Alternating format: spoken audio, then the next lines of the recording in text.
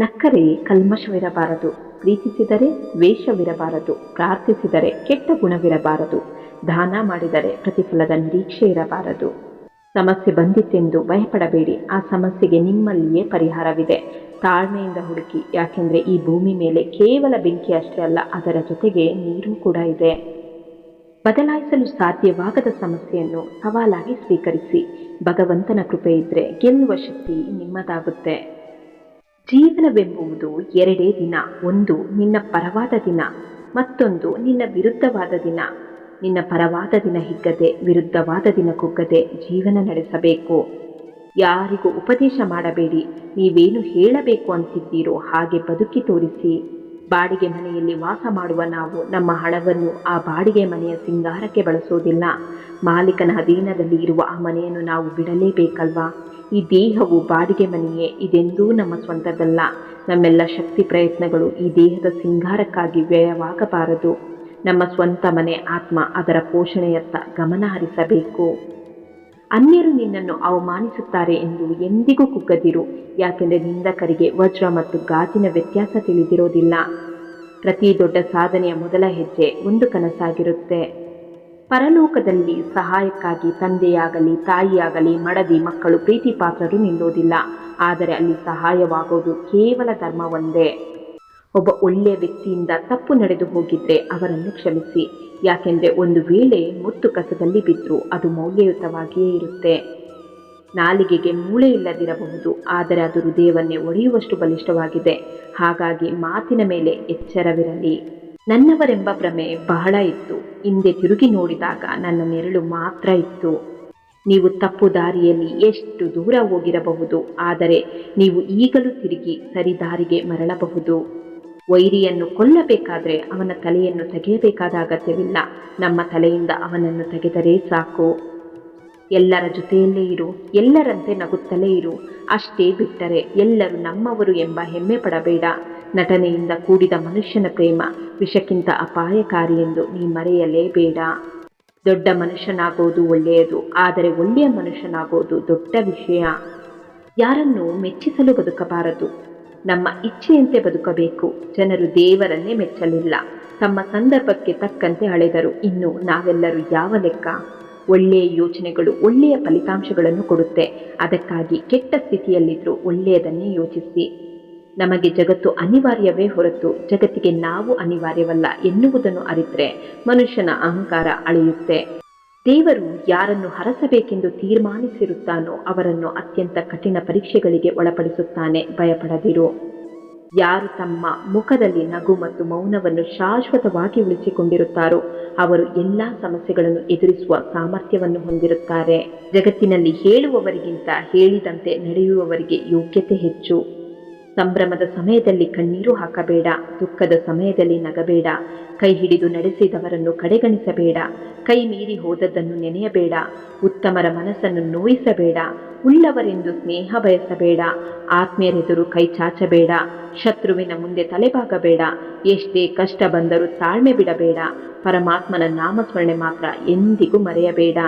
ಪ್ರತಿ ಸಮಸ್ಯೆಗೆ 3 ಪರಿಹಾರಗಳಿವೆ, ಅದನ್ನು ಸ್ವೀಕರಿಸಿ, ಬದಲಾಯಿಸಿ ಅಥವಾ ಬಿಟ್ಟುಬಿಡಿ. ವ್ಯಕ್ತಿಗಿಂತ ವ್ಯಕ್ತಿತ್ವ ದೊಡ್ಡದು. ಕೆಲವು ಸಮಯವೇ ಹಾಗೆ, ಸಣ್ಣ ತಪ್ಪಿನಿಂದ ಎಲ್ಲವೂ ನಾಶವಾಗಿ ಬಿಡುತ್ತೆ.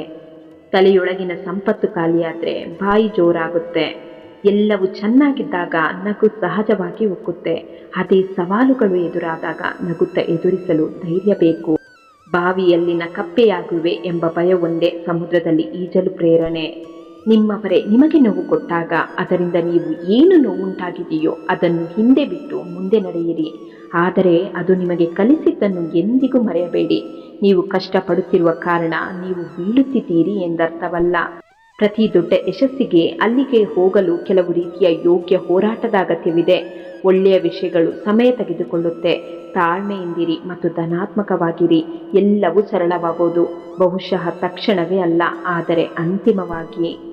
ಸಮಯ ಕಠಿಣವಾಗಿರುವುದಿಲ್ಲ. ಮನುಷ್ಯ ನಗುವುದನ್ನು ಮರೆತಾಗ ಸಮಯ ಕಠಿಣವಾಗಿರುತ್ತೆ. ಭಗವಂತನ ಬಳಿ ಕೇಳುವುದು ಕಷ್ಟವಲ್ಲ, ಆತ ಮೊಗೆದು ಕೊಟ್ಟರೆ ಅದನ್ನು ಜೀರ್ಣಿಸಿಕೊಳ್ಳುವಷ್ಟು ತಾಕತ್ತು ಬೆಳೆಸಿಕೊಂಡಿರಬೇಕು. ಚಿಂತಿಸುವುದು ಎಂದರೆ ಭಗವಂತನ ವ್ಯವಸ್ಥೆಯನ್ನು ಅವಮಾನಿಸಿದಂತೆ. ಚಿಂತಿಸಬೇಡಿ, ಅವನು ಎಲ್ಲವನ್ನು ನೋಡಿಕೊಳ್ಳುತ್ತಾನೆ. ದೇವರು ತಡ ಮಾಡಿದರೂ ಅನ್ಯಾಯ ಮಾಡುವುದಿಲ್ಲ. ತಡ ಆಗುವುದರ ಹಿಂದೆ ಅದ್ಭುತಗಳು ನಡೆಯುತ್ತೆ. ಕಾದು ನೋಡಬೇಕಷ್ಟೇ.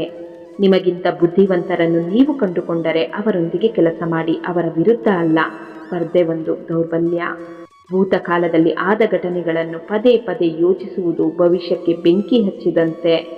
ನಂಬಿದವರಿಗೆ ಪ್ರಾಣ ಕೊಡುವ ಅಗತ್ಯ ಇಲ್ಲ. ಪ್ರಾಣ ಇರುವವರೆಗೂ ನಂಬಿಕೆ ದ್ರೋಹ ಆಗದೆ ಇದ್ದರೆ ಸಾಕು.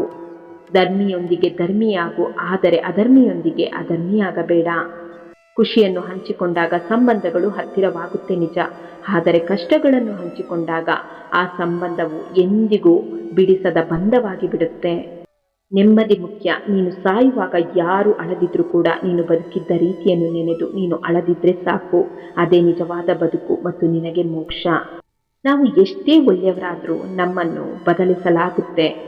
ನಡೆಯುವ ಹಾದಿಯಲ್ಲಿ ಚುಚ್ಚುವ ಮುಳ್ಳಿದ್ರೆ ಪಾದರಕ್ಷೆಯನ್ನು ಮೆಟ್ಟಿ ನಡೆ.